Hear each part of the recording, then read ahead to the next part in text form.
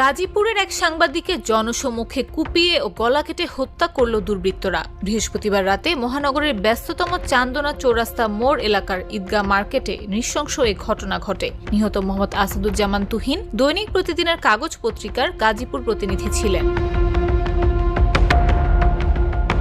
প্রত্যক্ষদর্শীরা জানায়, বৃহস্পতিবার রাতে তুহিন চান্দনা চৌরাস্তা থেকে বাসার দিকে যাচ্ছিলেন। এ সময় ৬-৭ জন যুবক দা ও চাপাতে নিয়ে তাকে জনসম্মুখে ধাওয়া করে। প্রাণ রক্ষার জন্য দৌড়ে ঈদগাহ মার্কেটের চাপান বিক্রেতা খায়রুল ইসলামের দোকানে গিয়ে আশ্রয় নেন তিনি।